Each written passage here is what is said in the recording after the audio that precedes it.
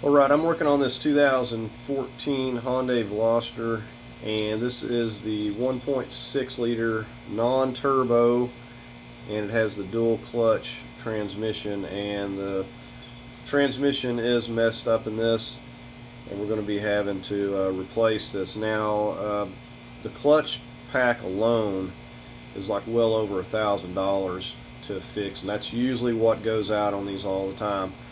And then you got to have special tools to remove and replace that. So we're getting a low mild transmission, and we're going to be putting that in here. So we're going to try to see about working this thing out the bottom without too much difficulty, I hope. So I'm going to go ahead and just give you a quick tour of the car here. It's pretty nice.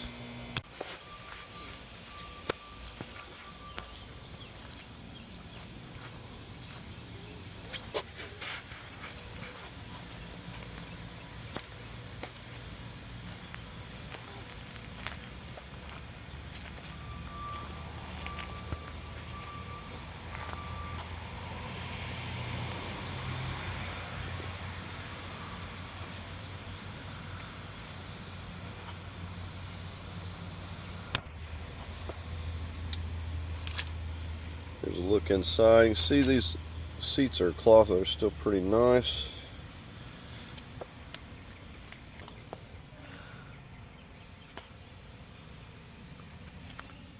And it's got the touch screen and the backup.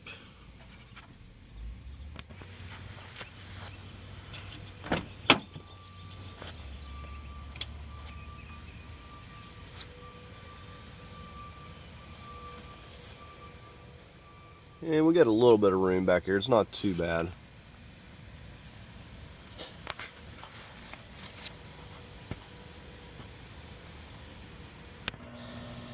And this hatch is pretty nice. Quite a bit of room.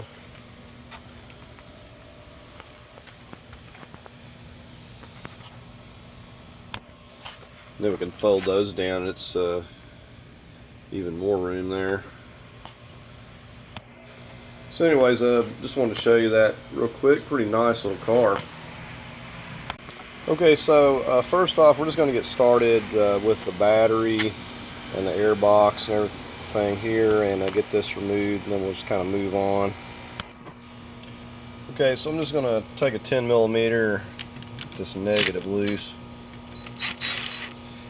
and said right now it's pretty much the transmission has a lot of problems, and it's kind of in limp mode. It'll just go in first gear and it'll go in reverse, but it's not doing much of anything else.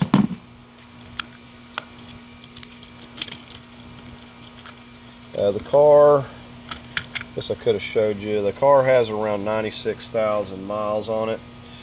Now there's supposed to be a clamp right down there that's got a bolt, probably a 10 or a 13, but that's missing. So we're just going to lift this up and out of here.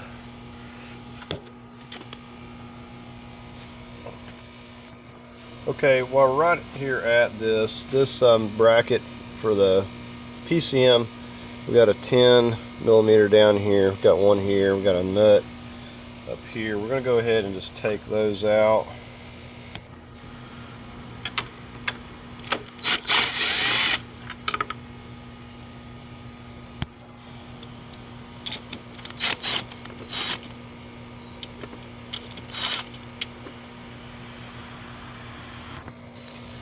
And I don't have to tell you how important it is to always put these bolts back where they come from, or tape them, or label them, or tape them to whatever that you're taking loose so you're not getting it mixed up. We got this connector here on the negative cable. We need to get that loose, and we'll mark that. Alright, so we just marked that, and we've got a clip right here, and you want to take some needle nose. If you can get on the back side of these, it's always better to squeeze that, then you kind of avoid breaking them, and then you should be able to just to push it through there. Now sometimes you can't avoid breaking these, and you will break some. Okay, we got another one right down here.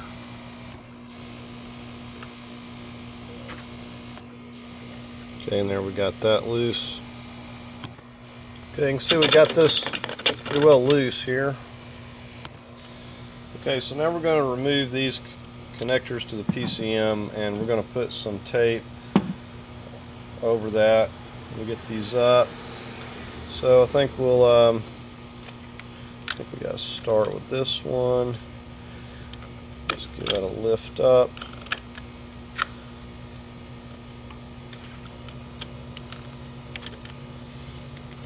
And should be able to lift it straight up and off of there. We'll put tape on this to keep anything out as well. Now this one looks like it may have a little lock. You're going to have to push that down slightly. Just lift up. You can also push out on this a little force if this is kind of sticking. So we'll tape this over and we'll tape these over.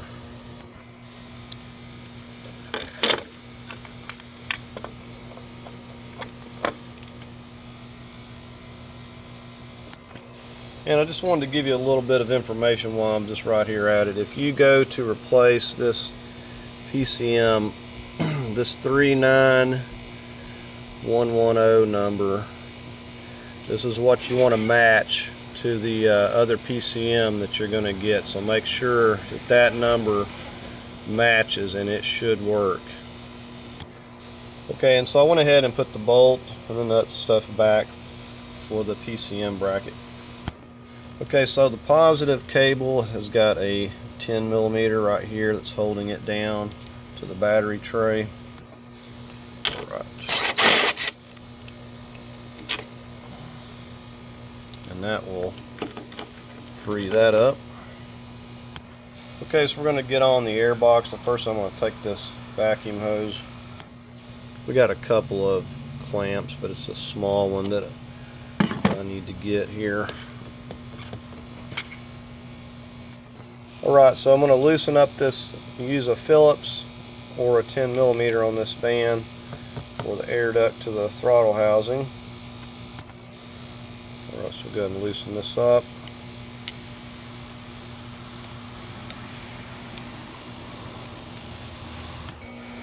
Okay, now we're just going to come over here and get our clips and take the top part of our box here. And that will slide right out of there, and we should be able to just wiggle this right off of here at this point.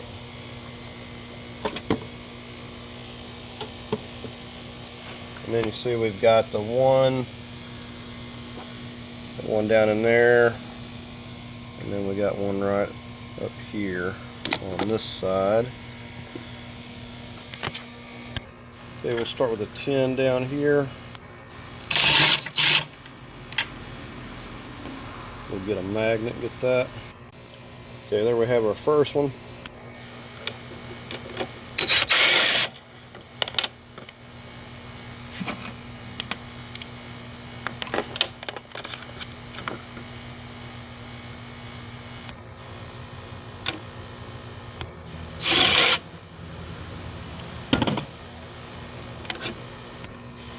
Okay, now we just got to slide it out here with the bolts out.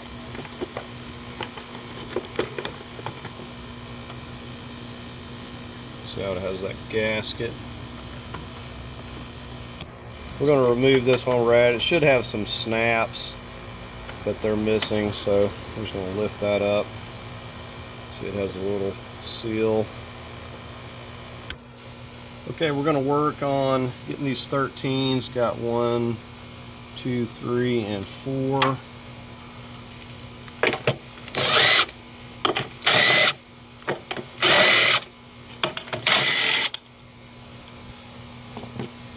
Over here we got a wire.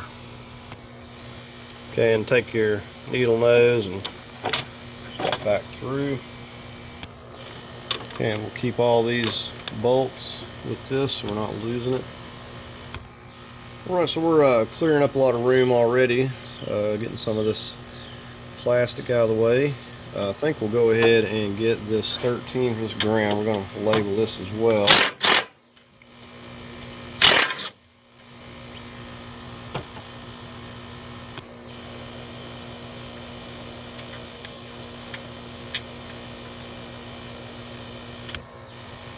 And it just helps to label, because regardless of how long it takes you to do this job, there's no guesswork going back together.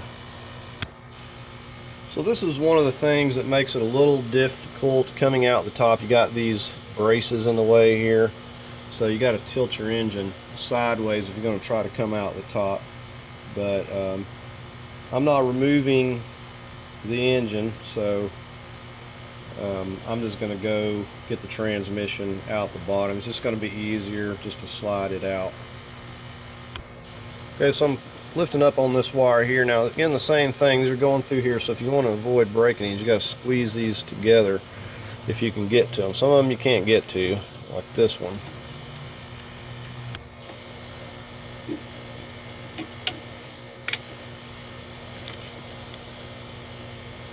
So they will try to break on you. So we got it loose here, and it connects right here. Just want to get down here and squeeze this. Alright, some of these I label where there's no confusion about where the wire is going to clip or route. Okay, these are running into this box. We're going to remove this cover. Pretty straightforward. We just got these tins. We'll label these where they go.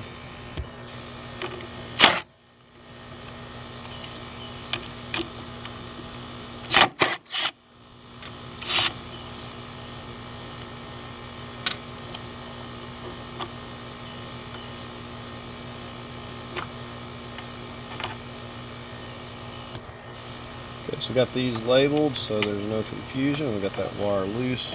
Let's put this cover back on here.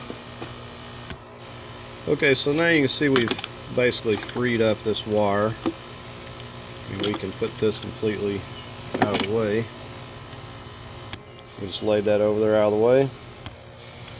Okay, we're going to get on this shifter cable here. We've got a 13, I believe it's a 13. You'll just take a mental note of about where that nut is in relation to the bracket there, just in case it matters.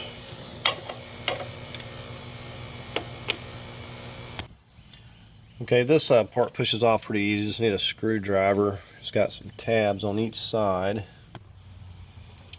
Okay, so you got these on both sides. You just got to push that tab in and start lifting up.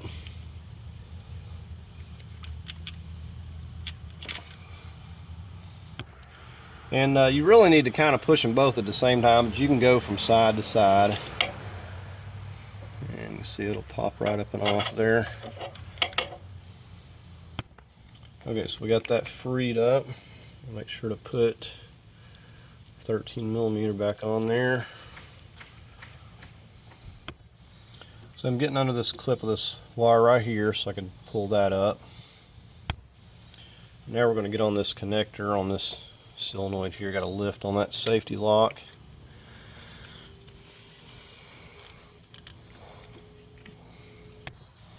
Okay, so I'm just pulling this back.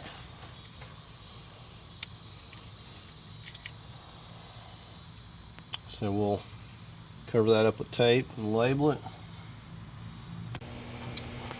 Okay, so we're working on these clips and we kind of just mark them so we know where they go, freeing up the wires and everything here. Same thing down here. If these are clipping on here, we're just kind of labeling them and working on getting all of this loose so we can move it back over here. Okay, so we're going to focus on this connector.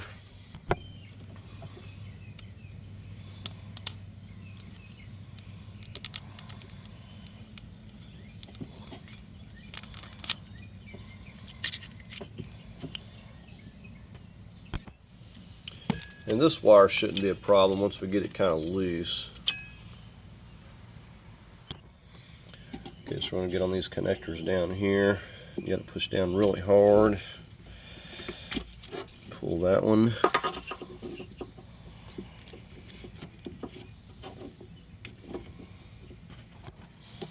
Okay, we're going to get on these two right here. And these are just got a squeeze.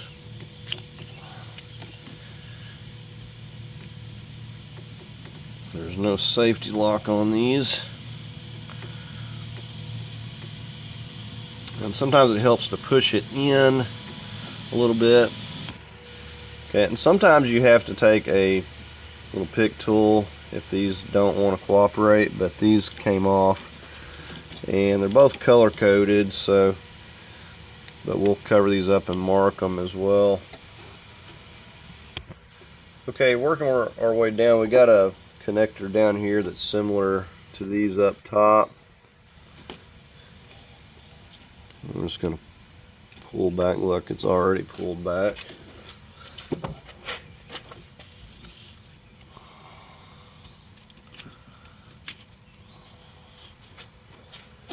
So now we've got all this here freed up. Okay, so you see how we got this freed up now. It's disconnected, and this should be fine for us to work with here, just as long as we don't have anything attached. So we'll just get over here and we'll double check some things. Everything's looking good. We probably won't need to even mess with this. And just so we can get to the bolts and stuff there. So it's looking like we've done about everything we can do right here for now. So we're probably going to get to work on the wheels and the CV axles and stuff, and just work on getting underneath and see what we can do with it. Okay, now there was one back here at the back that I need to get. I didn't even see for this wire here. So again, with these, just pull the lock back, and then this just lifts right up.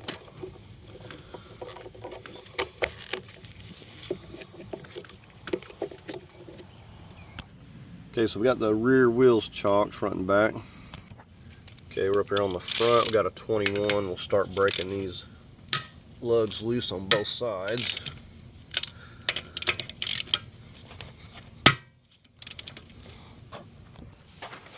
Okay, for starters, lifting this, we're getting a hold of this part of the subframe. A lot of plastic back there. I wasn't for sure what was solid at the moment. So we're going to start out here, and then we'll probably figure out where we can put the support and kind of go from there. We're going to do the same thing on that side. We're going to start out lifting, supporting it under this subframe here. And we'll have to want it going higher eventually. Right now I've just got it lifted up enough to get the wheel off the ground, and we're going to work from here at the moment.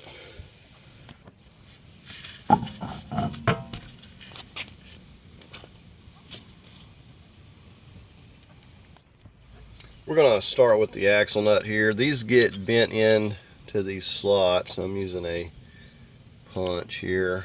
Start off with a small one. We need to push that back out before we can do anything. I'll just kind of go in here and start tapping it.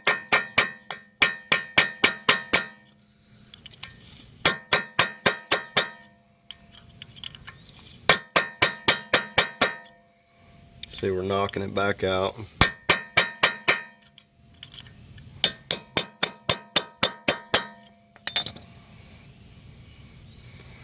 So that should do it.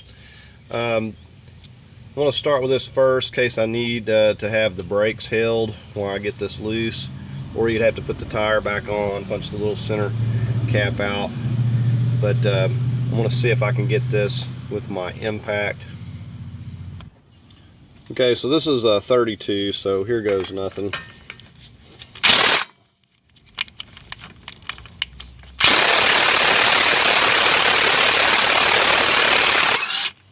Okay, that worked out pretty good. So you see how that gets punched in, so that kind of locks it.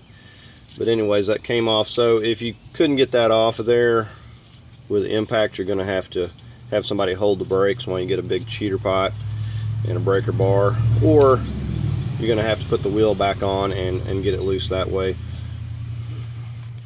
This is the center cap I'm talking about. You got to punch it out from the back side, and it's not very easy either. You got to be delicate with it. See how it's got the spring, and what I've found is that you pop the little spring out, and then you can have a lot better success in getting it to punch through. It says you don't want to damage it. So if you're going to break it loose this way, or you can have somebody hold the brake. But there's that. Now I'm going to leave that out. When I put the wheel back on, putting the car back together, this is how I'm going to torque it. I'm going to put the tire on and lower the vehicle, get the weight on it, and then I'll torque the axle nut that way. So this is one of the first things you'll want to check to make sure this is not seized. I know this had been worked on previously, so I don't really have anything to worry about, but this is one of the first things you want to tackle, and sometimes you got to spray these down, put this back on and hit it and try to break it loose the best you can. Sometimes that can be one of your biggest struggles. Okay, we've placed a jack stand right there for now. I'm just going to start here with this ABS wire, pop that loose. Okay, so we're going to get this 10mm. Let's see what I'm doing here.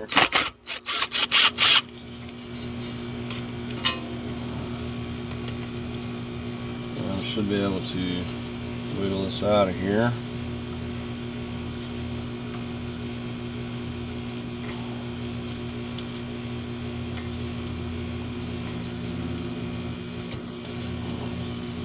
There's that, and we got that out of the way, so we're not putting that in a bind. We'll just put this little bolt back.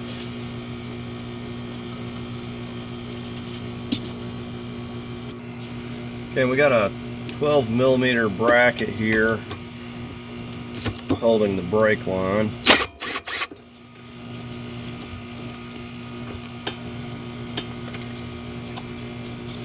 And place that back. So now we'll move on to getting our brake caliper off here. You can see these brakes aren't looking good either. This is what ruins rotors. They're just almost wore completely down. Okay, we got a 17mm here for this brake caliper. Got my extended ratchet. I could turn the wheel and use my impact here. I have room, but just gonna do it with this. Okay, now we'll get on the lower before we take that completely out. Okay, so we're on the lower here.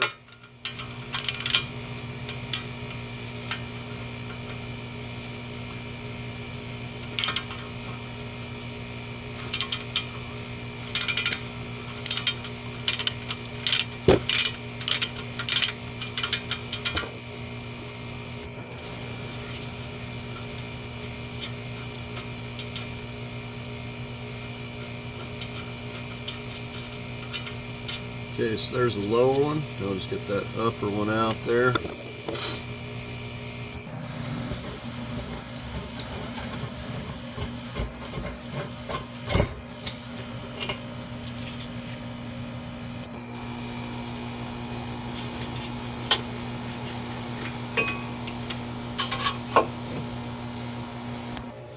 Okay, we're just gonna take some wire here and wire this up on the spring. Now you can get hangers, you can buy them, they're pretty cheap. You can hang it from the spring, and we're just going to run this through these holes here. Okay, so there we go, we got that plenty out of the way. We got 2 Phillips for the rotor. Hopefully we don't break this off here. This is not an impact rated. Okay, so that was successful. Okay, we need to get some, probably some WD-40. Tap this off here, it's stuck.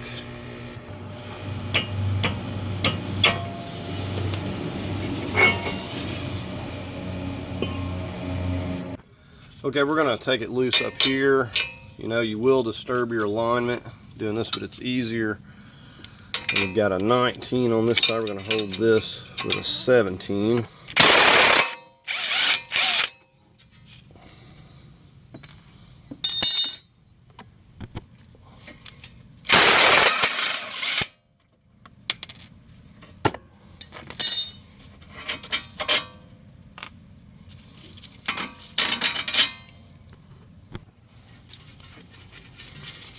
We'll push that in.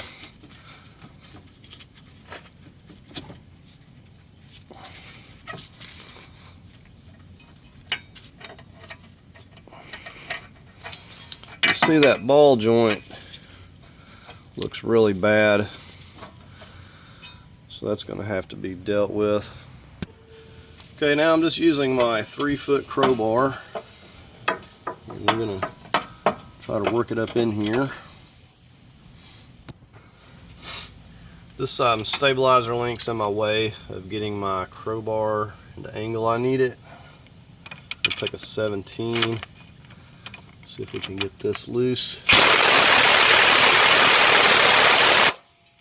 Okay, that's really tight.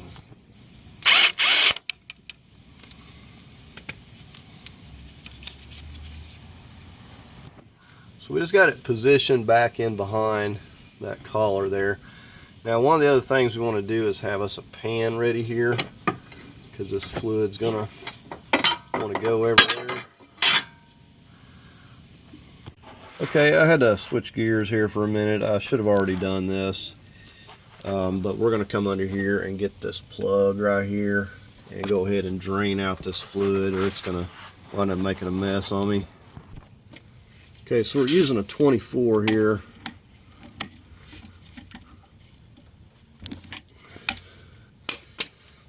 Yeah, usually these always have a big O-ring on it. This will probably be clean because they just done some work. Tried to do some work. Yes, a really clean fluid.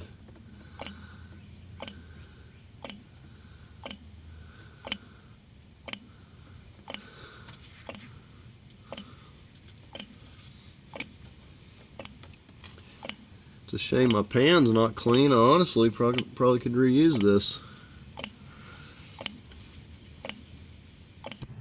Okay, we'll just let that drip and we'll see if we can't finish working this CV out.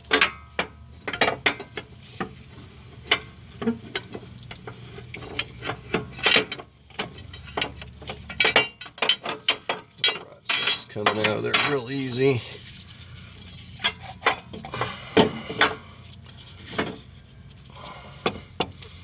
There's your clip that locks it on. There's a look at it outside the car there. So now we'll get over and get that passenger side.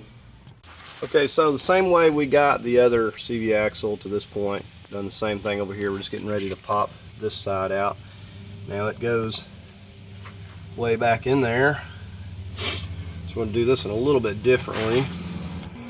Okay, usually if I get on this side and essentially get the crowbar up here and start kind of hammering it a little bit, depending on how stuck it is. Sometimes you can just pry them out easily just by coming right up here and getting a hold of it.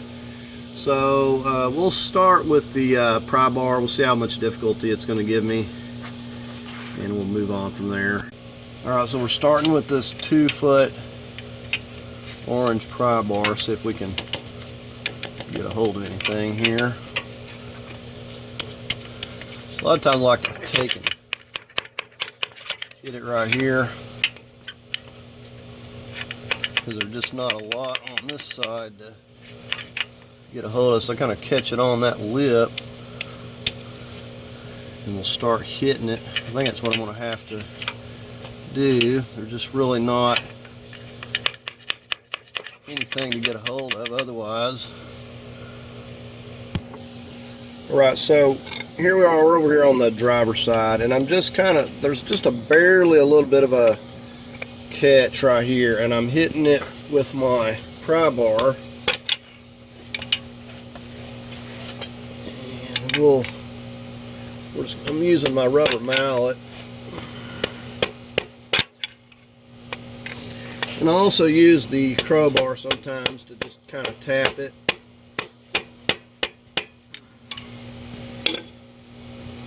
We got to get it to move in here. Okay, so I've got it moving a little bit, and I'm just taking this and tapping it and hitting on that little bit of a ledge there. Okay, so you can see that I've got it moving, and I'm telling you that you're going to have to tap it. I'm just basically hitting it right there with that pry bar. The hammering action works, like prying action does not work. That clip really grabs and you don't get anywhere that way, seems.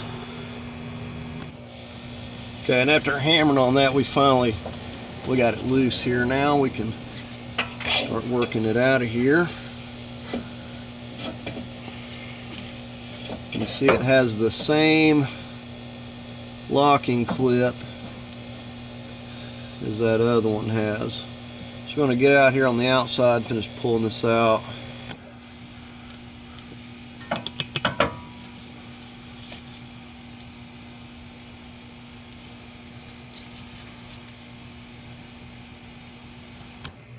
Alright, and there we got both of our CV axles out, so we can move on. Alright, so we got this little plastic piece here to remove. We got some 12 millimeters here. We got 4 of them all together.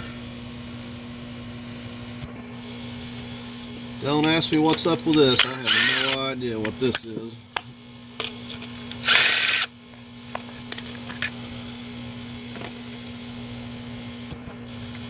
Two of these are broken, so I doubt I even put this back. Alright, so we're going to start removing these 14s from the bottom of the transmission here. And I like to number each of them as I'm taking them out, where they came from, so there's no confusion. Okay, so there's the first one. We're just going to get these lower ones, and then we'll get to work on removing the flex plate from the clutch pack there.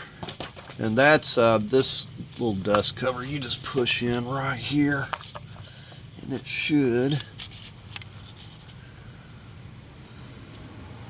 Okay, I'm going to have a screwdriver maybe. It's not coming off that easily.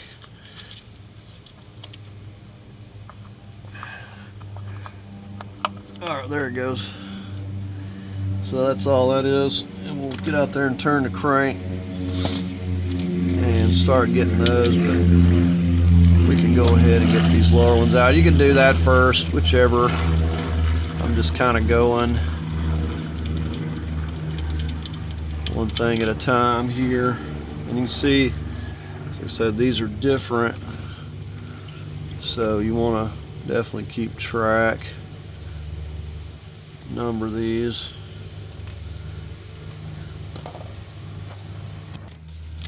Alright, so I'm just going to get this one more over here. That's like all of them at the bottom. So I was looking in here, looks like this clutch pack looks really good compared to the transmission. I'm not for sure what work was done. All I know is that it does not work, so definitely something's not right about the transmission.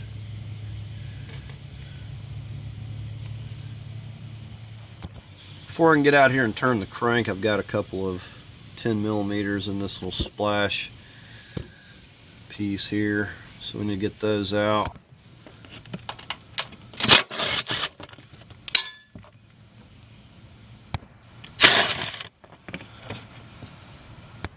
Okay, so this is a 22.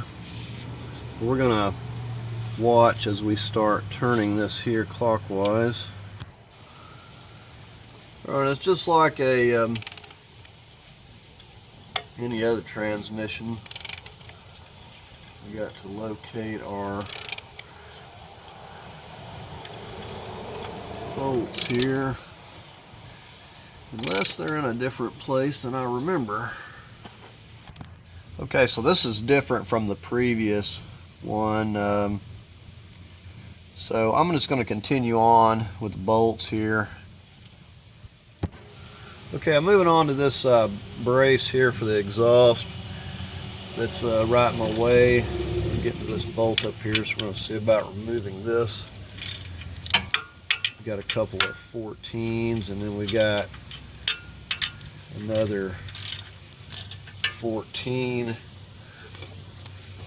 that's here, and there might be one more bolt I need to get on the other side there.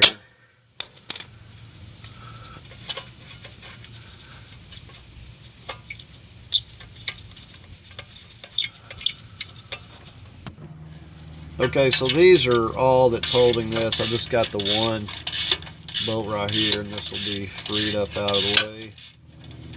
We can see something up here.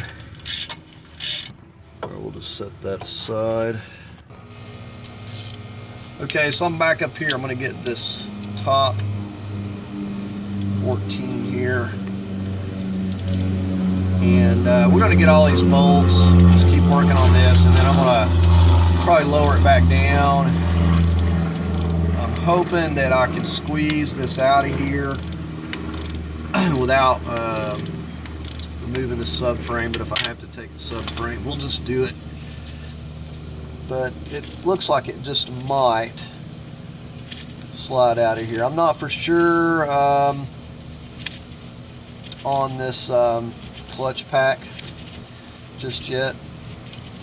I was thinking I should have seen some nuts or some bolts there. So maybe this is different than I think, and we'll figure that out when we get to it. Yeah, we're back up here at the top, below the throttle body. And I'm just going to be leaving these top 2 bolts. Is all I'm going to be leaving. I'm removing the rest of them. And like I said, I really don't want to remove the subframe. It just depends on if it's going to be easier to leave it. And so I'm going to try to get this thing wiggled out of here, hopefully, and leave that subframe in place. Okay, so we'll get that one marked. Okay, I'm getting ready to remove this mount here, and I was looking at the starter, and that thing is really buried in up there. I think I'm going to get that out next. Okay, these are super tight. And I'll put a bolt back down this bottom here just to support it for a moment, because I'm going to try to figure out where the bolts going into this clutch pack are at. I know it's got to have some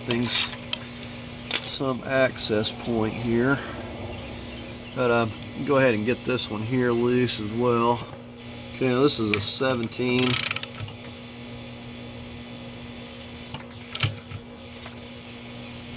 Wow. I'll be surprised if this isn't stripped. That is unbelievably tight.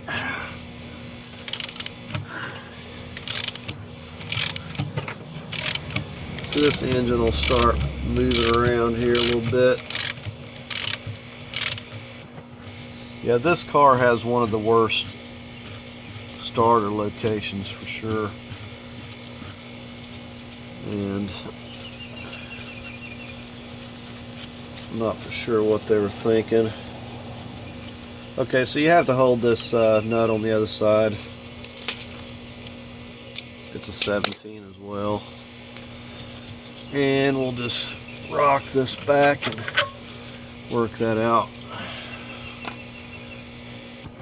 Alright, so we got those bolts out. We can just pull this out of here now.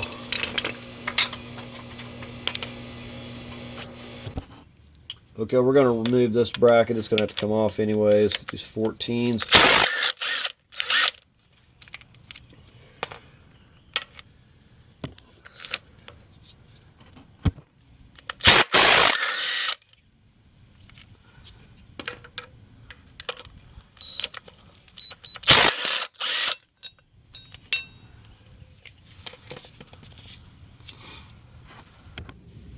Okay, so I'm under here. I'm going to try to work on figuring out how to get this starter out of here, just short of disassembling the intake up here.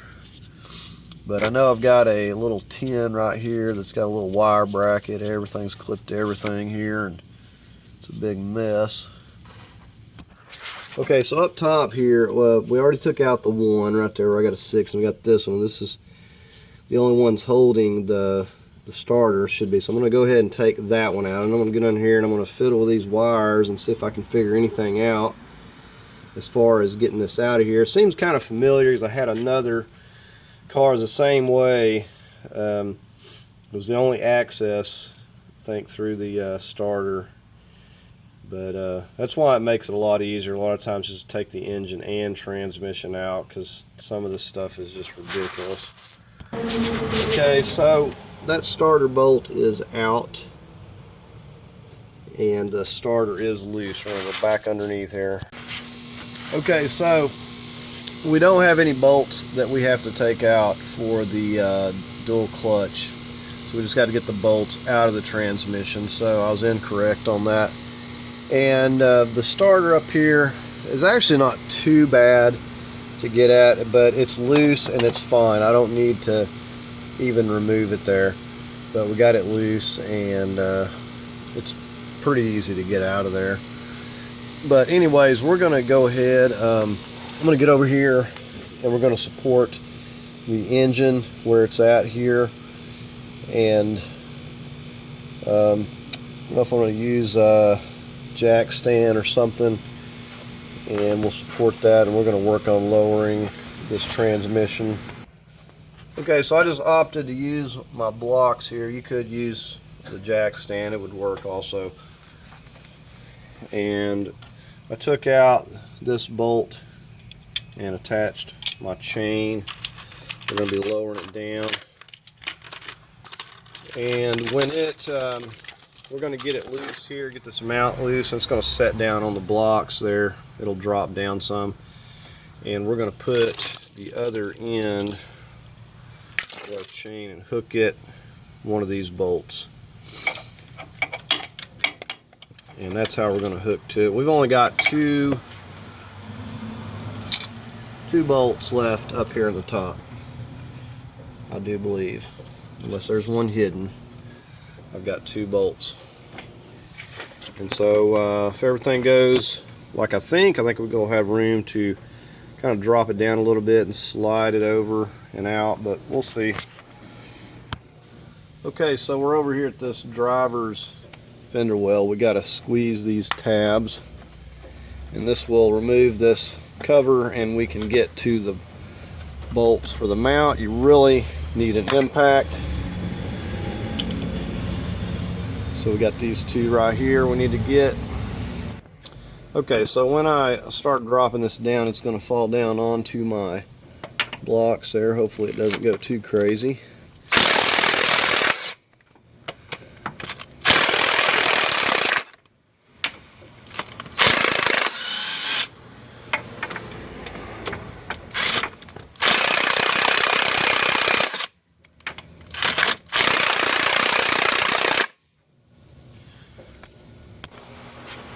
Okay, that wasn't working so well. It dropped down and got these all going crooked in a bind, so I had to lift it back up here with the cherry picker. Just got a hold of that one bolt, so I had to lift it back up to get these out, and then I can drop it back down where it was, but as it was, I had them in a bind there.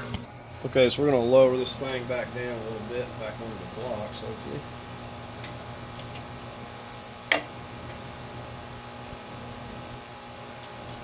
Alright.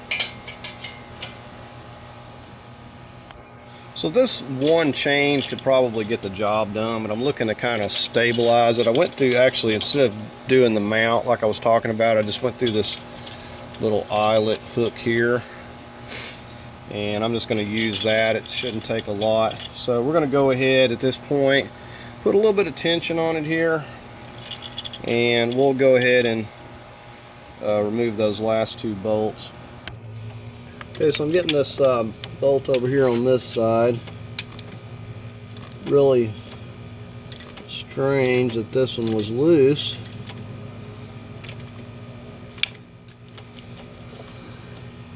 You can barely see it down there. We got a lot of wires and everything in the way there. Okay, so we just got one more bolt, and this is setting down on the blocks. It's not going anywhere.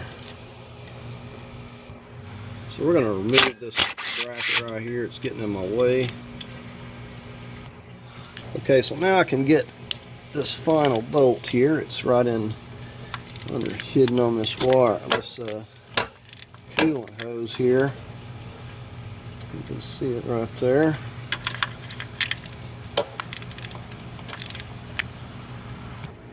And you can start to see this thing separating already.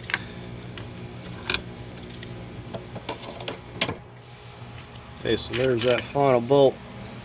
We're going to see what we can do with it here. Okay, I may have to remove this. I really didn't want to at the moment, but I don't really have a whole lot of room. He's going to have to move this or this because I don't have a lot of room to wiggle it back here. And I don't know if it's like in a bind. Okay, so it's not giving me any wiggle room, so I'm going to take this bracket off. It's going to have to come off to swap.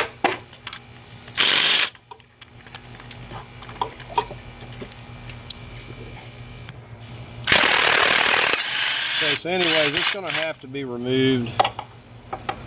We've got one more down there. It's harder to get.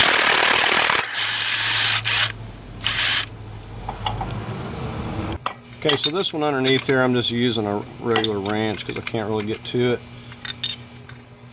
So the hopes is that I can remove this bracket, which is going to have to be swapped anyways, and I'll have slack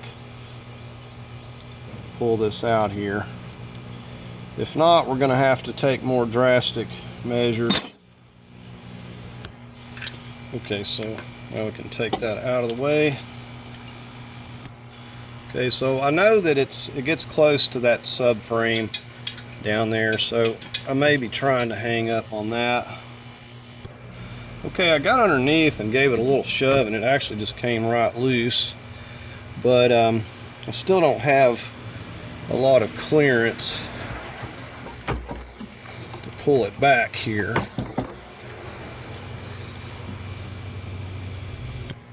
Okay, I think that I'm going to remove this side where I got the chain. I think this tension on this side is messing me up. So we're going to remove this one and see if it'll drop down.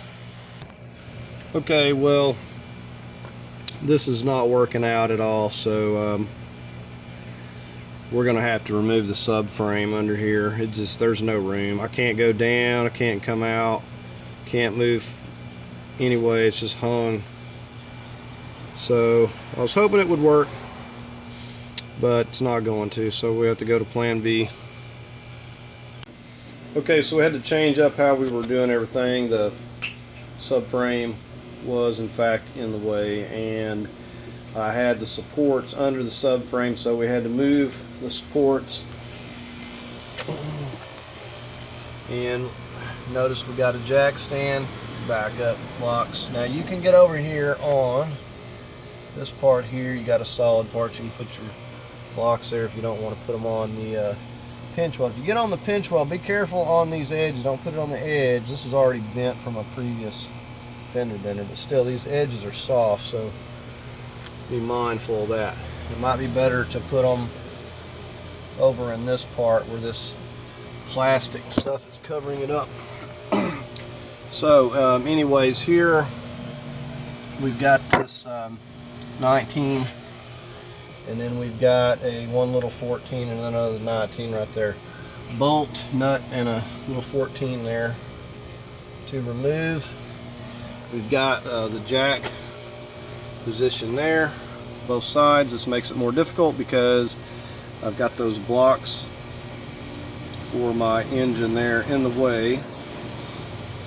And you know, the lift's in the way, everything's in the way, so this is not the way to do it. This should have been got out of the way sooner. So the lift is supporting the transmission, but it may go to flopping around once I go to lowering this subframe here.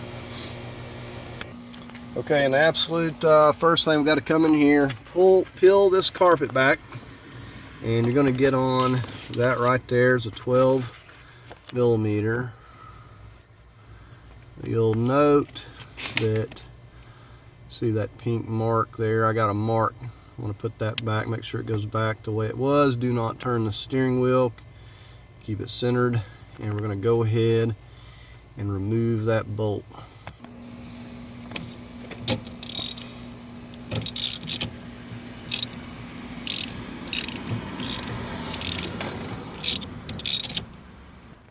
Okay, so we got the bolt loose there.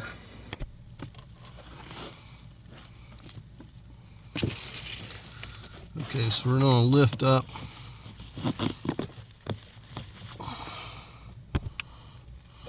So just lift it up on that.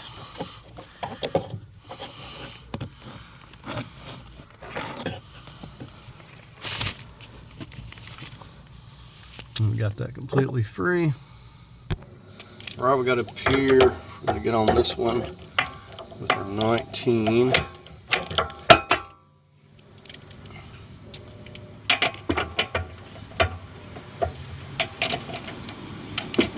I've got an extended handle ratchet.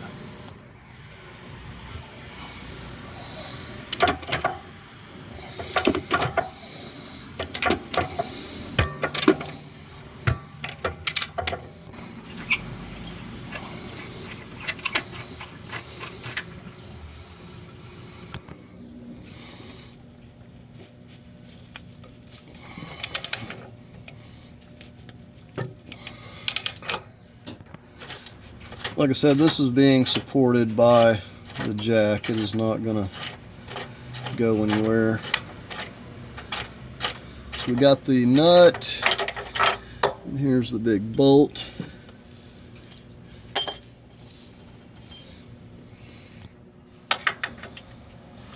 Okay, we got this 14.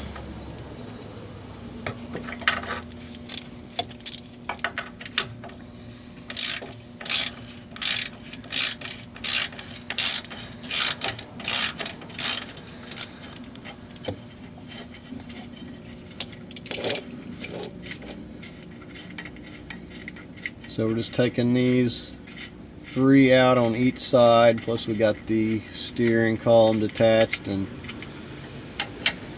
we might have a hanger, and we do. You can see it right there on the over here on the left. The hanger for the exhaust, we need to spray that with some white lithium and slip that off real quick. Okay, white lithium and big screwdriver, push that off of there. It's not going to go too far with that attached. Okay, so we're going to slowly try to start lowering this. Like I said, I know those bricks up there in the way too. Okay, so we've got it lowering it here on both sides little by little. Hopefully when we get it on down here, we can get it on to a mover's dolly or something and get it out from under here. But we do have the blocks kind of in the way here. Okay, and you see we've got it just lowered on down there. Now we might be able to slide it back enough to have room to do what we need to do, so we may attempt to do that. Now you got to be careful with your dust shields on your knuckle there. You don't want to bend those things up, but this would have been much easier if I'd done this to begin with. But I think I'm going to just try to maybe slide it back out of the way a little bit. I'm not really sure. Because there may not be any need in taking it all the way out here. If I can get it out of the way enough, I'll just leave it under the car. Okay, so here's a view of this thing. I got it on that mover's dolly. It's really pretty simple to move. I just kind of slid it under the car. And I figured it'd be like everything else and get in the way, so I'm just going to pull it out here in the yard completely out of the way so I don't have to worry about it. Okay, so we're ready to go ahead, start lowering. I'm just going to use that one bolt there.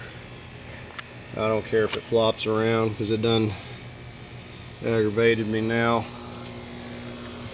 Said it is loose, and we're going to get it down here onto this one, set it down, and then we'll move the lift out of the way. So we're going to see if this is still going to give me trouble. Okay, so I'm going to have to let a little bit of tension off.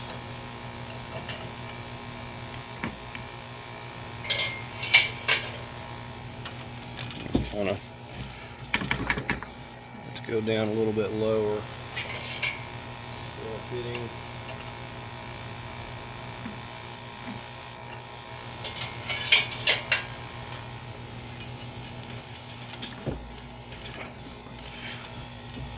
Still got something. Lower it some more.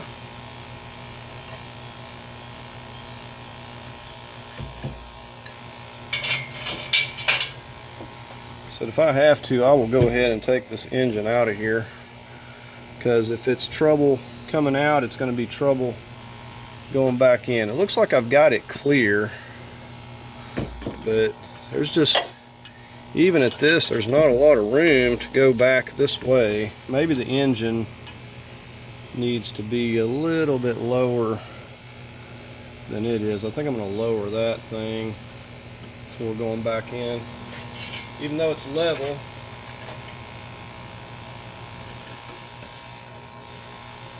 okay, so you can see we're clearing okay.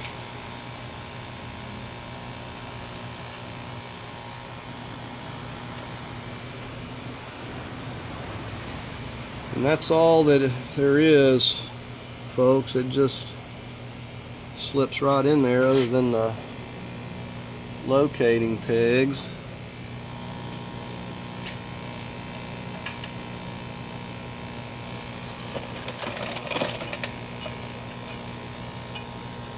Alright, so we got it setting down here. See if we can get it to set on down without rolling everywhere. Okay, setting pretty good.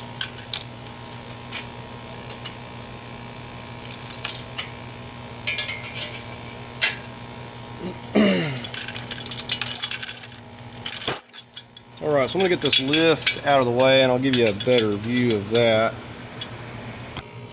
Okay, so there we have it. There is our flywheel and everything, and that said the starter doesn't need to come out. You have to take the bolts out, obviously, but you don't have to take the starter out. You can see the alignment pegs on the left and the right there.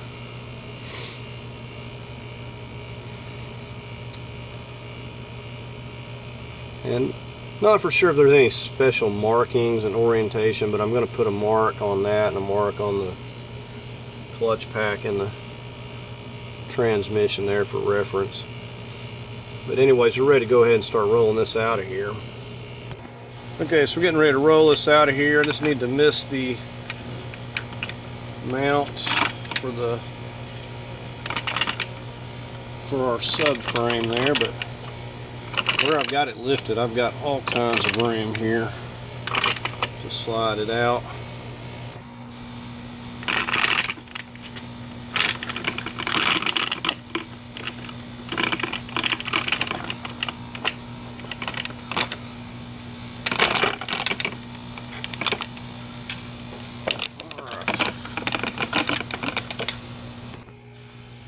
Okay, so here's a view at what this looks like. And originally I thought that maybe someone had worked on it and replaced the clutch pack, but this one here looks horrible. So definitely we're not working with a good good transmission for sure. These are what always fails, but you can see you know, kind of like a manual. It's got this bore here that goes into that pilot bearing in there,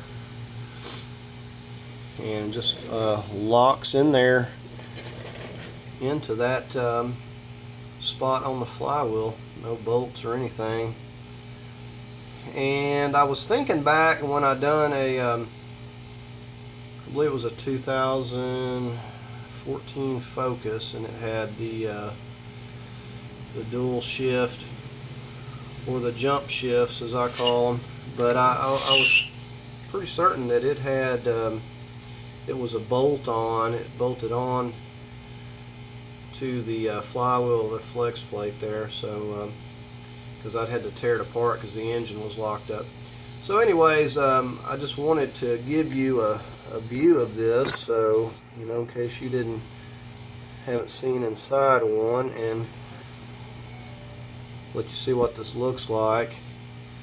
So this clutch pack is the part that always fails, and I would never dream of getting a used one and swapping it over. I don't know if that's what would happen here. This transmission itself doesn't look good, so it may just been an old transmission, and it's just way too much work to not know that the transmission is good.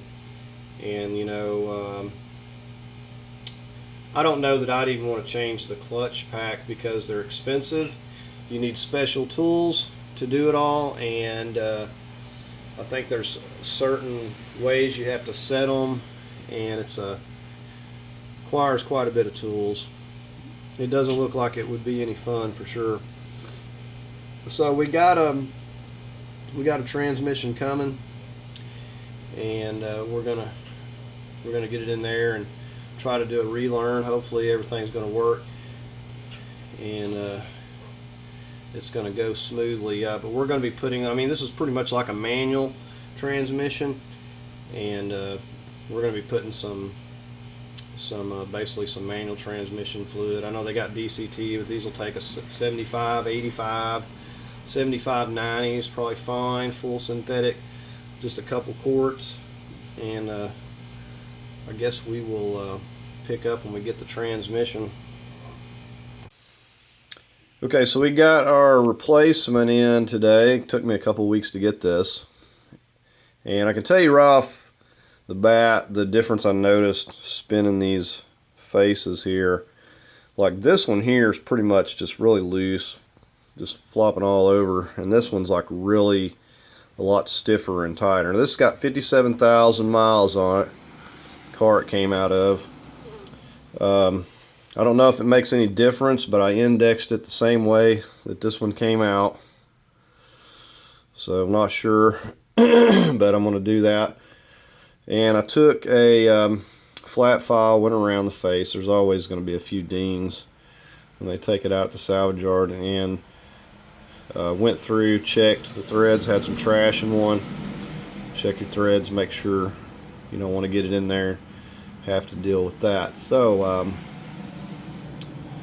anyways, we're ready to go ahead and start sliding this back under the car here. And on another note, let me show you this.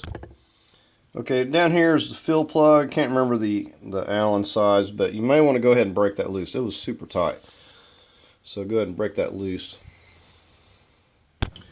Now this I need to take off because I took it off the other one. It's going to get in the way.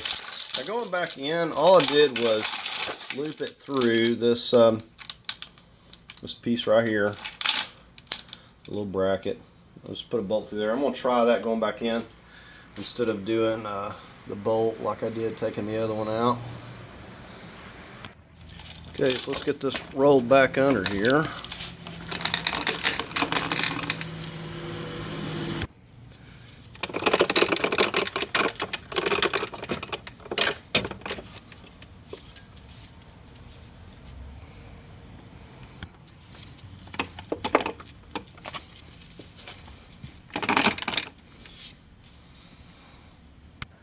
Okay, so we got our lift back in place here. Okay, so we got our chain just reattached here. We got plenty of room. Now it could be that where I've moved it, my chain gets in the way of these. I really don't know for sure. I'm just going to lift it up here. Hopefully it's going to work just as well as when I took it out. So we'll start lifting it up here.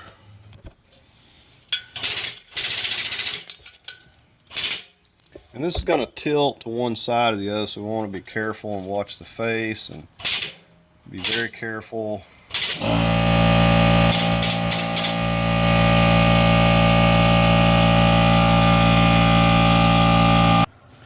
Okay, I had to move it back a little bit. Now once I get up here a little farther, I'm going to switch over to the crank handle. I don't want to be using this and run into something going too fast. So see, we're watching down here as we got this frame, we got this brake line, and we don't want to be hitting any of that, so we're just gonna slowly start going up with it here and monitoring it. So you can see the brake line there, so I want to miss this, but I want to miss that back there as I'm raising it up. So far this is working out pretty good. Okay, so I've got the crank handle here now, and now we can just ease it up. Just watch what we're doing here. And this is working out pretty good so far. Now as I hit on the frame here, it's going to push it slightly that way. I just want to be careful and not ding up the face here. Watch what I'm doing.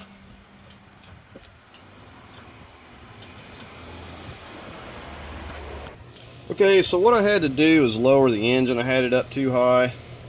I lowered it down slightly. I've got a jack under over there. And we're going to attempt this again because I'm hitting on the frame here and there's not quite enough room to get it in place here. But I think I've lowered it a couple of inches, and I think that this should be enough. Okay, so I've twisted this end up and pushed it in that way. It's went together fine. I'm just going to see if I can get a bolt started down here at one of these dowels. Okay, so I started down underneath here at this locating, and I just kind of barely started those with my fingers. I'm going to go to the other side and get a bolt on that side. We kind of just got it supported here with this jack, and of course these blocks are still here as well, but I lifted it up slightly, kind of even this out a little bit, but had to lower it initially. So we're going to get on the back side there somewhere and try to get a bolt in that so it's not moving.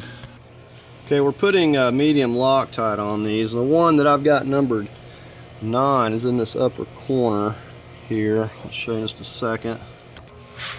Okay, and you can see, you know, with these two in, this is not going to go anywhere. You want to thread these by hand, and I'm going to get the other locating peg. I'm going to figure out which one that was, and I'm going to get that one in place. We'll start snugging those up first.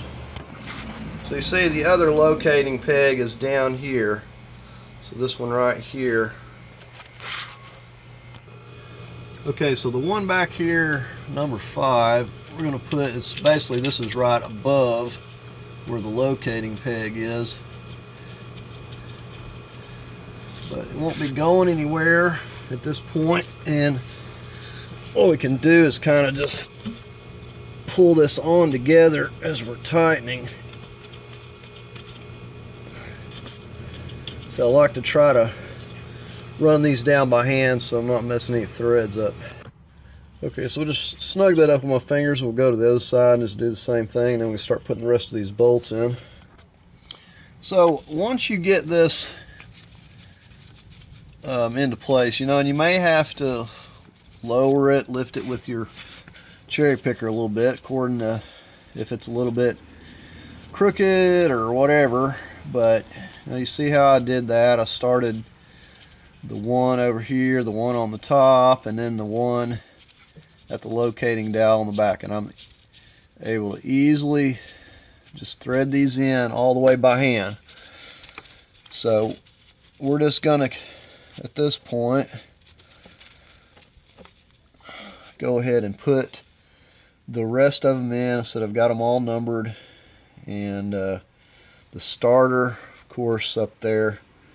Get the bolts going back into that. Okay, so right now I'm up here getting this one here that you see that I've got labeled number 8, and it so I got the one over on that side, and I'm going to get this one, and once I get this one, I'm going to take this lift. Well, yeah, we may leave it a minute because we're going to have to put the motor mount, but we're going to probably get the lift out of the way here in a minute. But we're going to get that one in, and the blocks will be supporting it, so we may move this over till we get the rest of this together and get the lift out of the way. And I've got a couple of the longer bolts that we're going to get into the starter there and get that bolted back up. Alright, so we're getting these 2 longer bolts that I've got marked 6 and 7. And so do yourself a favor and label your bolts. And I'm going to see, probably going to have to get underneath to get these started. I'm going to push that starter up.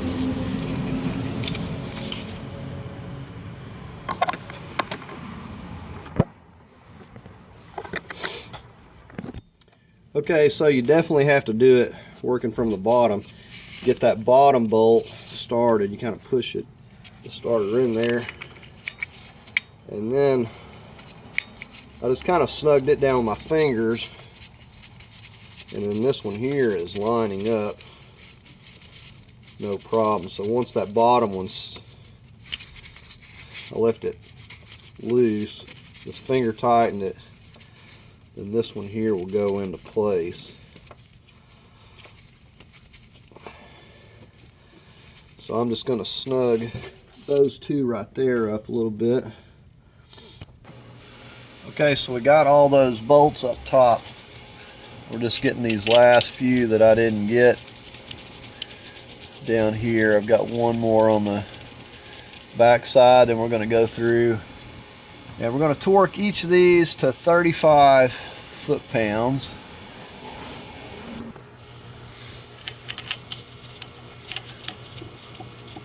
So this is the last one. So we'll go through and torque them all. And then we can work on getting that motor mount hooked back up. Okay, so we got our torque wrench here. So I'm just going around using this 14, torquing them to 35. And all these I've been able to get to easily. And the ones up on the top is just using an extension and a swivel. Okay, this mount here, I put this back on with these, let's see, what are these, 17s.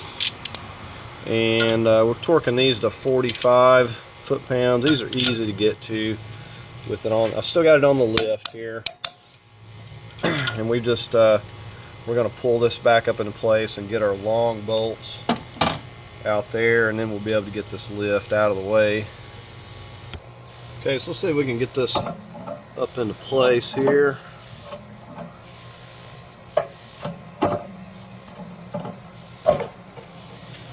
Okay, that's looking about right there. Okay, we've got our long bolts and we've got some medium Loctite, and note this end is smooth, so it helps to get it started in those threads there.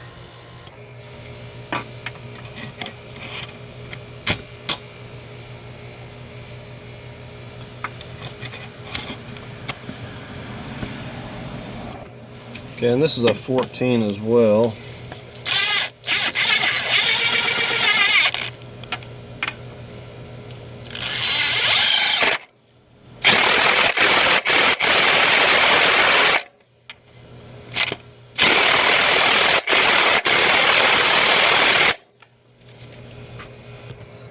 I'm going to go 45 on these.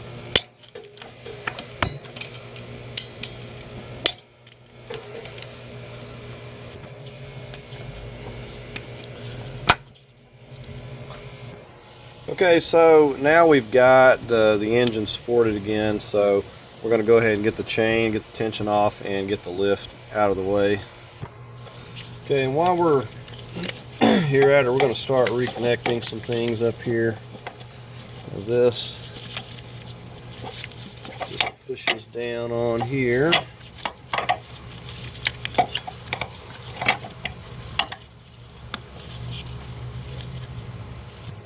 Okay, so we just slip this under here, get our nut back on. Okay, so I've got my 12mm, snug this back up.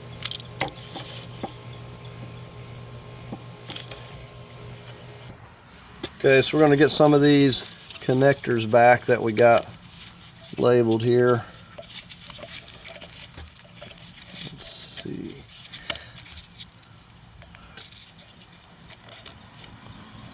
And we got to push the yellow lock down once we get it in place.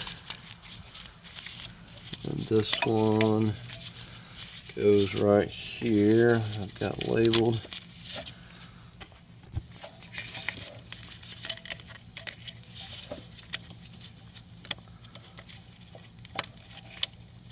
Just push your yellow lock down. This goes here. This one's broken.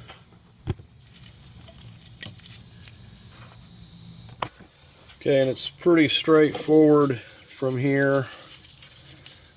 We've got everything labeled, and it's just a matter of getting our connectors back over here, removing the tape. So the first one up right here. Push it on, and then push down on the yellow tab, the lock. And these are going to feed back down here.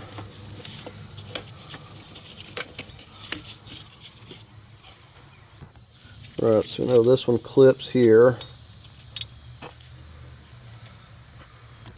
Okay, and this big one's going down on the bottom. I got it backwards. Okay, so like that.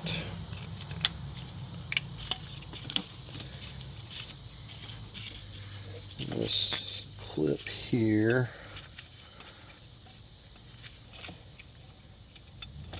I believe.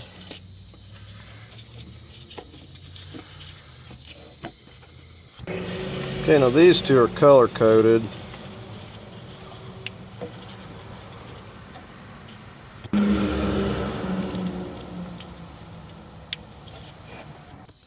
Now some of those wires are probably going to get in the way of my fill plug, but that's alright, I'll deal with it when I come to it.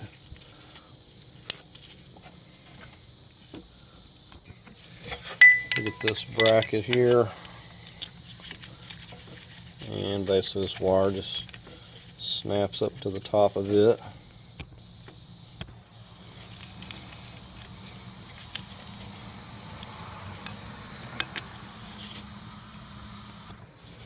Okay, we're going to put this ground back here where we had it marked, and we're getting about ready to get the battery tray. Okay, so we got 4 of these bolts that are going to go into this. Got the 1, 2, 3, and 4. So I'm going to go ahead and get this down.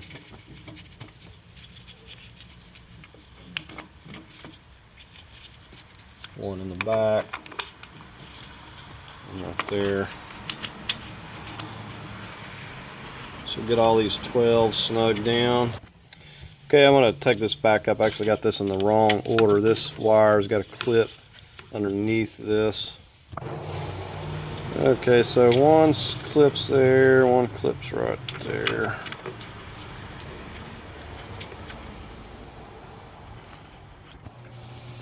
Okay, we'll go ahead and get these wires up here in our fuse box. Get these back in place. So I've got all these numbered. It's been a few weeks since I've messed with it. I want to make sure everything goes back together quickly.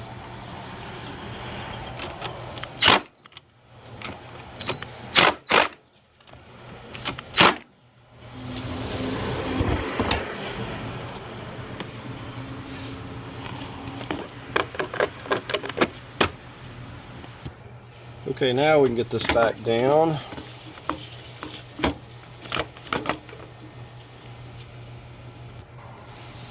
Okay, and then we got this 10mm.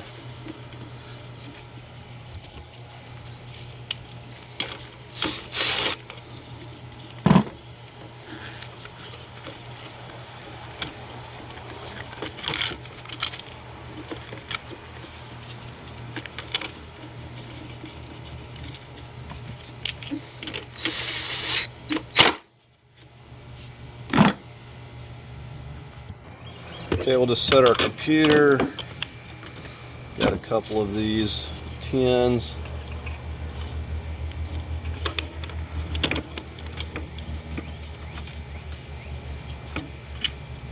And we got a 10mm nut up here. Goes on the stud.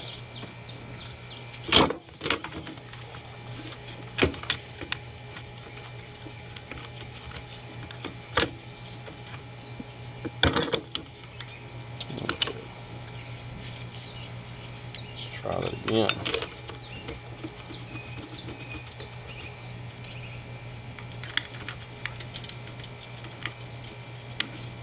So go ahead and snug those up. Okay, so we get our PCM reconnected here. Pretty straightforward.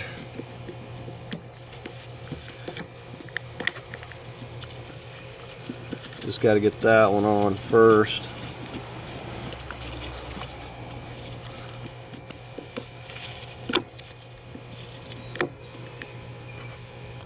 Now, frankly, if you don't reconnect every single clip, it isn't going to matter.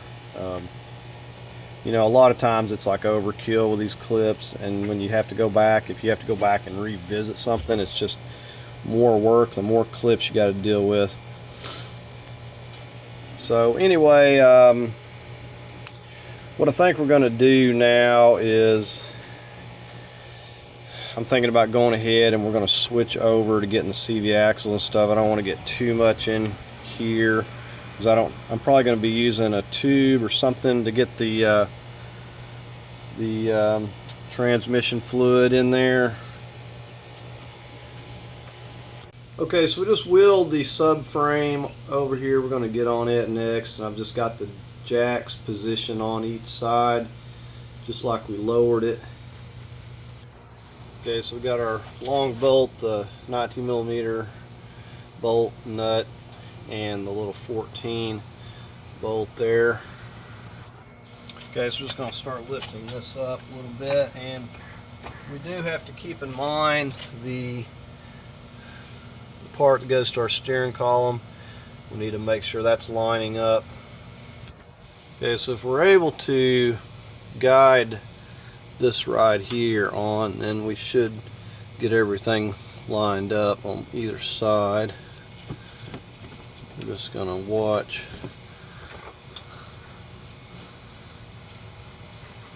Okay, you can see we're pretty close over here, and then the steering column pieces lining up.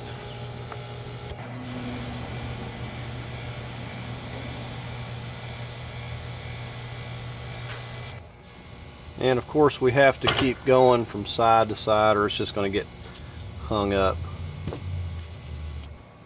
Okay, you can see we've got that up into place. So we'll go ahead and get our locking 19mm on. And then we'll just do the same thing on the other side. And we'll work on getting our bolts.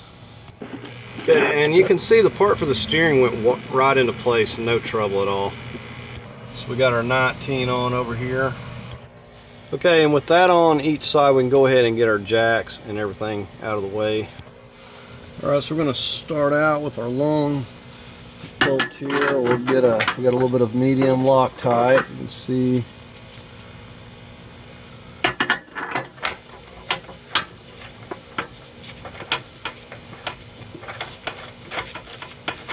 And the front ones are not tight.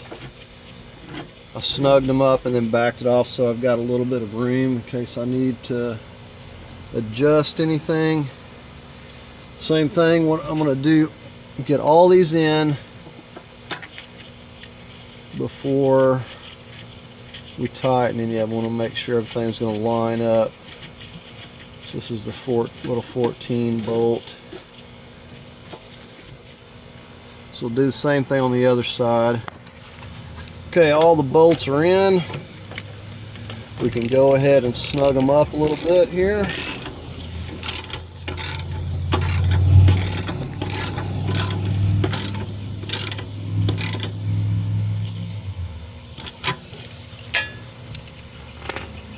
Get our 14.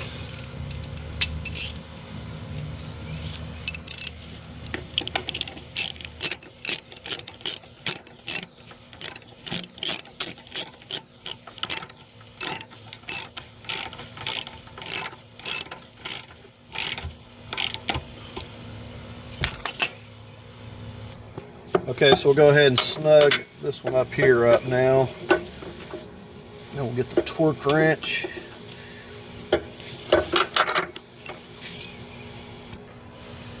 Okay, the 14mm, we're going to go ahead and torque this to 35.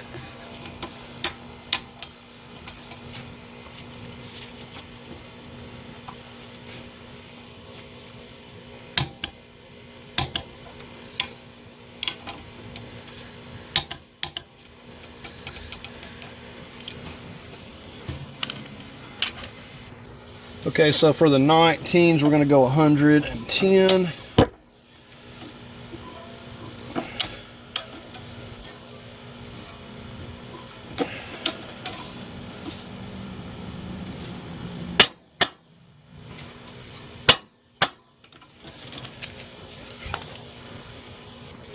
Okay, so we're just going through this hole here in the control arm.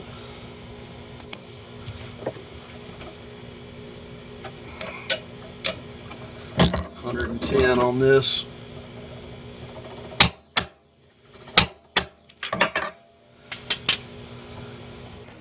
Okay, we're getting ready to get these CV axles in here now. One of the first things you want to do is put some clean fluid on these seals. So you come up in here and put you some of your clean transmission fluid, or you can use some dielectric grease, something on both seals. So we also got it on this side. Okay, so we're going to start with this passenger side. Another thing, make sure this is absolutely as clean as you can get it.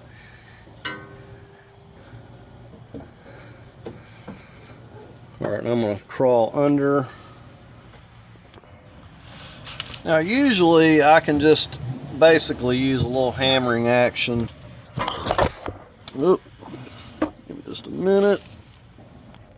Alright, let's try this again. So as I was saying, usually we can just use a little hammering action. And this fits nice and secure. So There we go. That's all it took. It was just a little bit of a hammering action with the CV itself. It popped right in there. Okay, so now we're on the driver's side. We're going to do the same thing. Just going to give it a little bit of hammering action. That's all it takes. Okay, now we're going to get this knuckle and everything put together.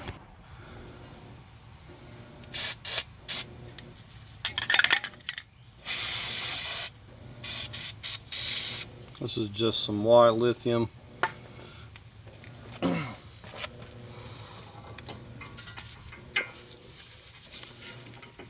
it really is nice the next time that you go to have to remove this.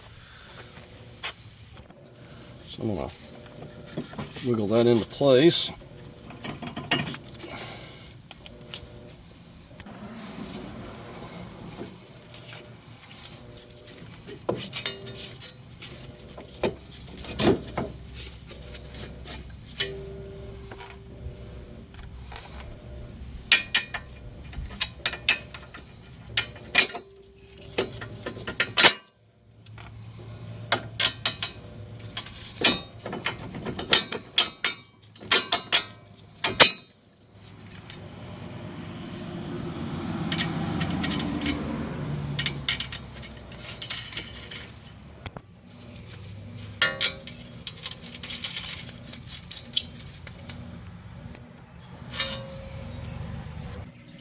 Okay, so I've got the 19 socket, and we're going to, or I'm sorry, let me see. Yes, 19 socket over here on this side, and we're holding this with a 17.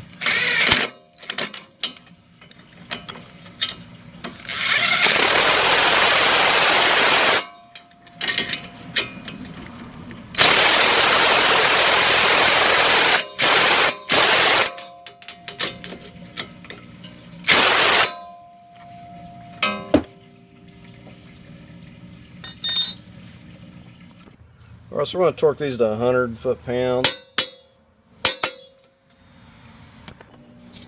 Get our stabilizer link here.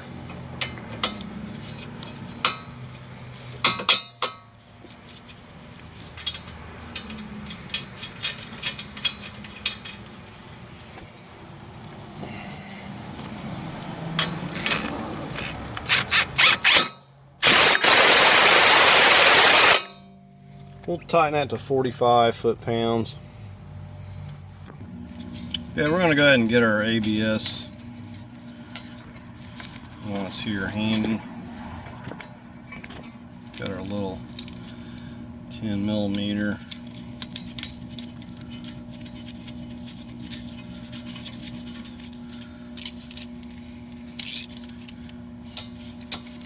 I wouldn't recommend using any impacts on these little bitty bolts.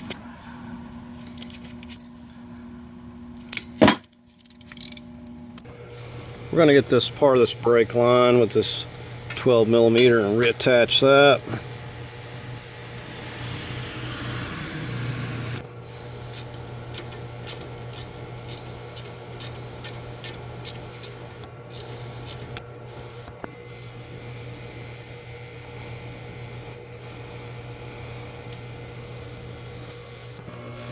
Go ahead and get our axle nut, 32mm.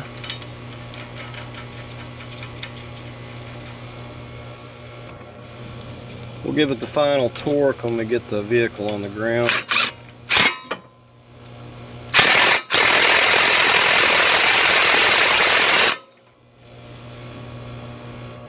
We'll go ahead and get a rotor on, make sure that our little Phillips holes line up for Phillips screws.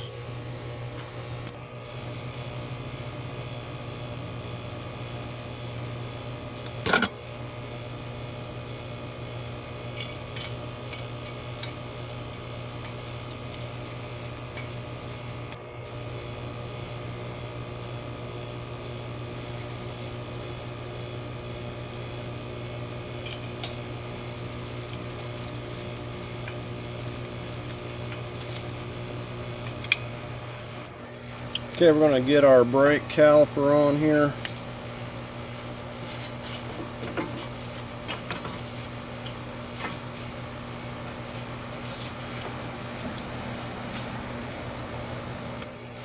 Got some Loctite on our 17s.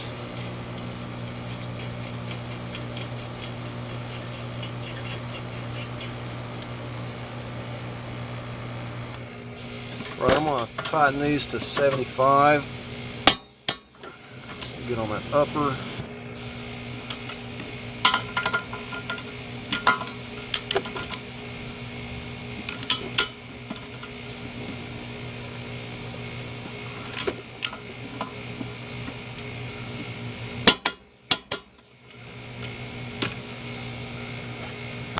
Alright, so we're ready to get our wheel back on.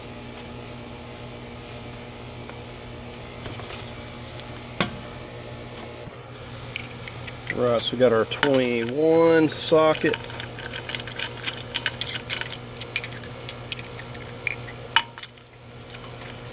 And so we purposely left these out because we're gonna, once we get it lowered, we're gonna give it the final torque. And then we'll give the lugs a final torque once we get it lowered as well. Now we're just gonna do the very same thing on the other side as far as putting the wheel together. Now we do have a few things to do underneath with the mount and stuff, so we'll get on that next. Okay, so we got to get our 12mm back in, unless I got this long extension. We got our little 12mm boat. We're going to be using the high strength red on this. We're just going to get up there and set that collar back on there, make sure our mark is good, and go ahead and lock it down.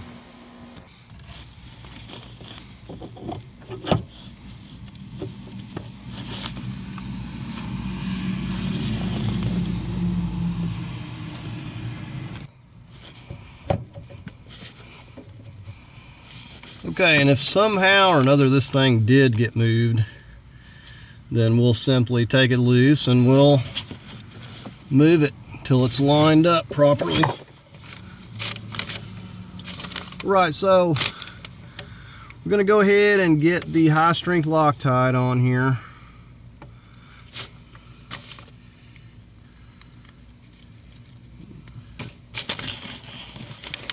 And we should be able to. Alright, so we'll go ahead and work on this.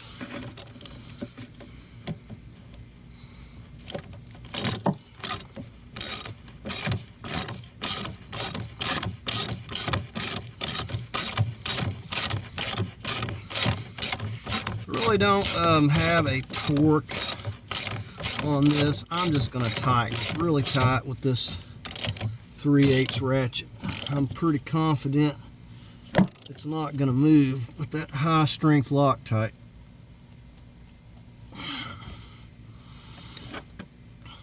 All right. Okay, now of course you just want to fold your carpet back up.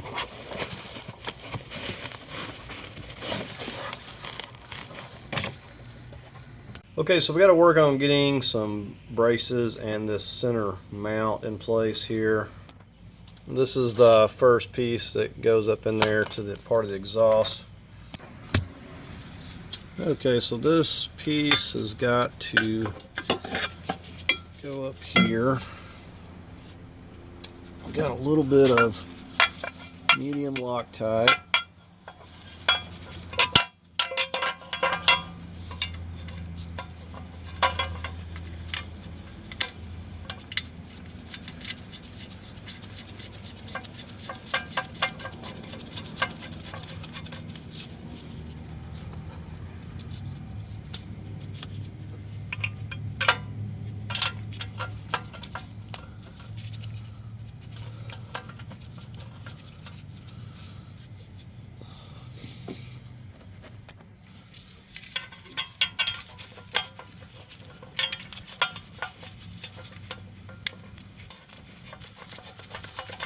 Alright, so I'm going to torque these down to about 35 foot-pounds.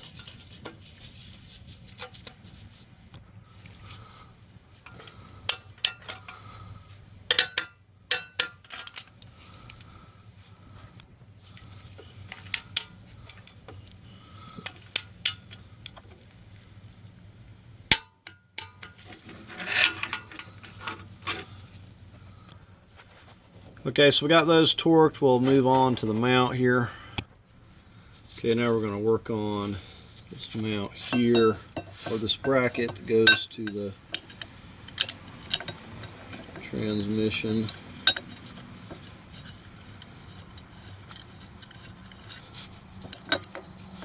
And I've got medium Loctite. We're going to torque these to 35 as well.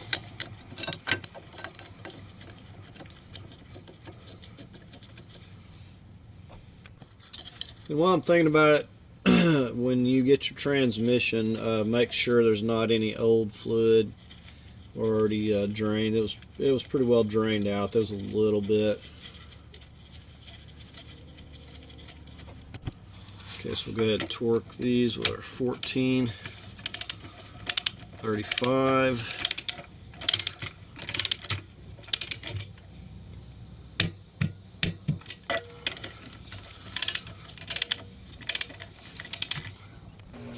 Okay, so we're going to work this part of the mount in. This goes with this part you can see here down. Got Loctite.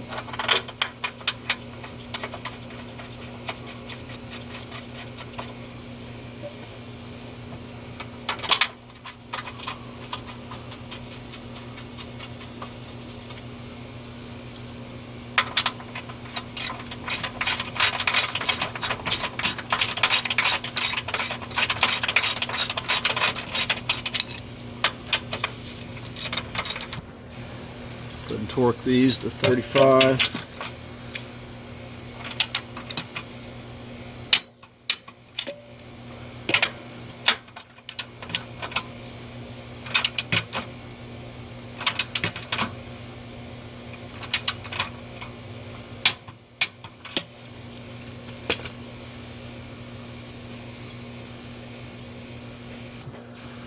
Okay, now we got our bolt, put a little Loctite. We got the 17mm nut, 17mm bolt. We're going to rock this engine a little bit. We're going to take our nut, put it on the other side.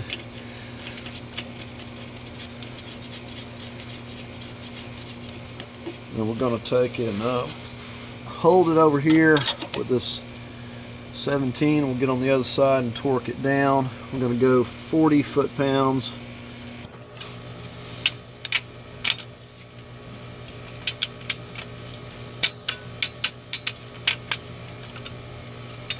Alright, we're going to get to work putting 2 quarts of this full synthetic, and what I'm going to be using here is a pump that's going to go down in here. We're going to pump it through that fill port there, but calls for just slightly over 2 quarts. We're going to get 2 quarts, and then I'll see if it's trickling out or anything from there and decide if it needs any more. But it's like, I think just slightly 2.1 quarts or something, so 2 quarts is pretty close. So you can see how this screws on there. You can get this at AutoZone or pretty much anywhere. And then we just pump it through there. Using a number 8 Allen Hicks to get that plug.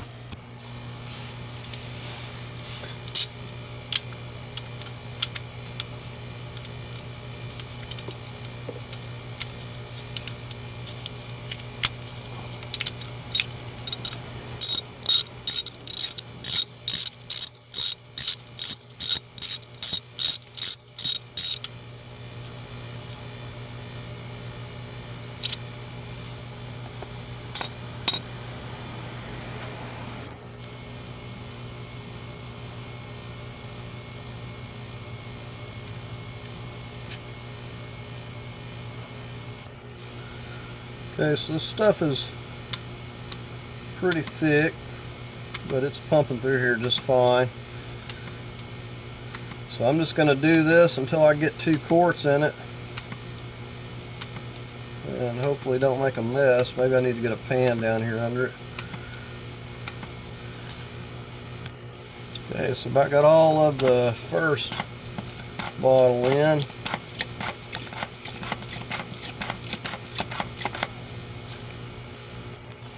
Okay, here we go, bottle number 2. Okay, so I got the 2 quarts in. It didn't trickle out. That you see dripping is my tube slipping out of there, making a good mess. But I'm probably going to get another bottle just to top it off. But then again, I don't really have it setting level, so the best thing to do, because this will be good for now, once I get it level, then get another bottle and we'll check it again at a later time. Okay, we went ahead and got the battery set up here. We're going to go ahead and start getting our post on. Tighten this tin up.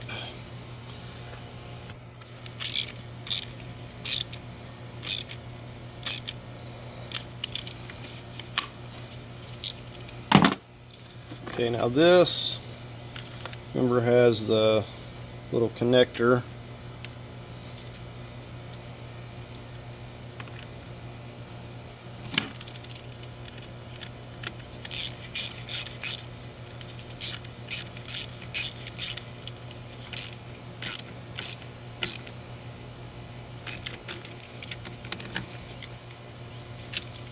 And you can reclip your little wire right there if you like. Okay, we got to get our air box. We got the 3 10mm. It just sets down in here. Set it back into that.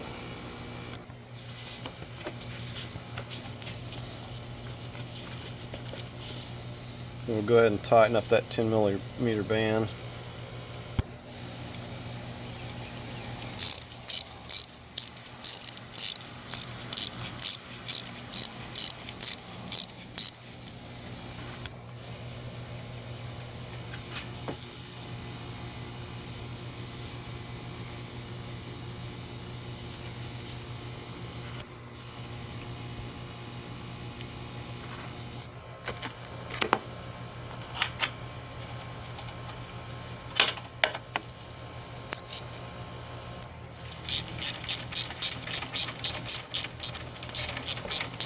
We'll just get the other 2.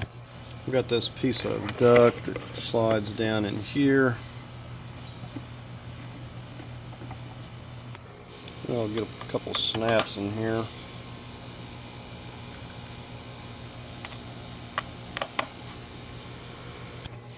Okay, I'm going to just pop this back on. We're going to test this thing out, see what it's going to do. Okay, so I've cranked it up and was just looking for leaks and stuff, and it looks good. So in order to test this, I'm going to have to actually get it down off of my block. So I'm going to go ahead and just lift the vehicle and get it lowered down and just see what it's going to do. Okay, I'm going to go ahead and torque these lugs to 80 foot-pounds.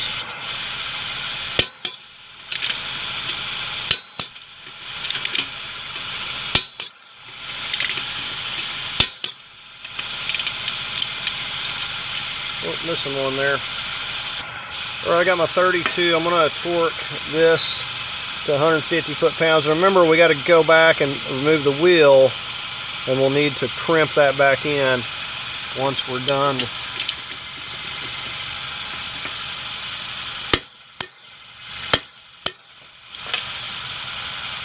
Okay, what I'm using here is an autel. It's the MX808, and I didn't know I was going to run into this with this transmission, but it had an error up here, and I thought that there might be some adaptive learning, but I didn't know that it was going to have to go back through all this. According to the people that sell the transmissions, you don't have to usually do this, but anyways, I had to do this DTC relearn on here, and basically I don't want to do it again because I've just done it like 3 times and to get it to work. And just let me show you. Okay, so if things are going wrong, you'll get an E up here. You won't get this park. I had to go through this DTC relearn 3 times to get the park back. So just wanted to show you kind of what I did. But this autel MX80, when I bought it, it was only about $300. So these are pretty cheap. It definitely will probably be cheaper than going to the dealer. Okay, from here you just go to trans adaptation. Well, cut off on me. And then you got to pick your car and everything. Okay, so then you go into hot functions, and then you see trans adaptation again. Okay, so then you're going to see DCT learning function, and you hit that. It's going to give you a whole list of stuff to do, and it pretty much walks you through here. And once you hit this, it's going to clear everything out, so I don't want to go through this again because it took 3 times. But if you get an MX808, this autel will do it. I've done it on here perfectly fine. Okay, so I wanted to show y'all this going down the road, and I know it's going to need an alignment. I probably needed one before I ever even messed with it. I can tell that it's the alignment's out. It definitely looked like it's something that hit on the passenger side over there on that subframe. It's probably not been aligned. It's not just horrible. It's nice and firm, at least, suspension, but it's tell the alignment's out, so that's going to have to be done. I'm not for sure if all of these dual clutch are going to give you that warning, and you're going to have to do that DCT relearn. My understanding was that wasn't usually the case, but here we are. Now, the transmission that was in here before was just not any good. Couldn't even get to step 2 on the DCT learn, so it was not working. But I mean, you can see it's shifting good.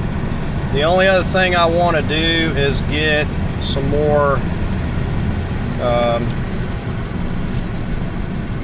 of that transmission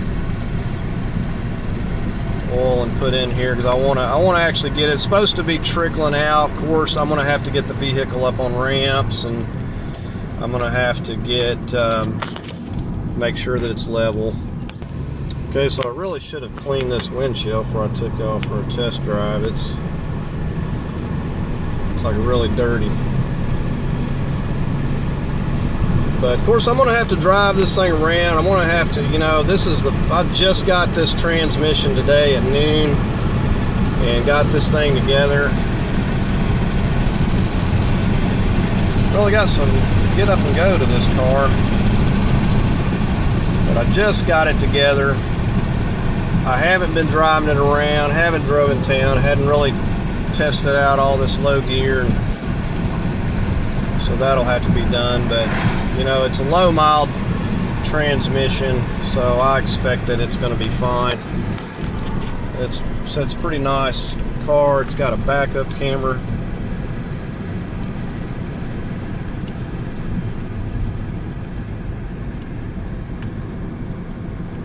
But that, at least with that DCT learn, you know that everything's going to be adjusted properly, so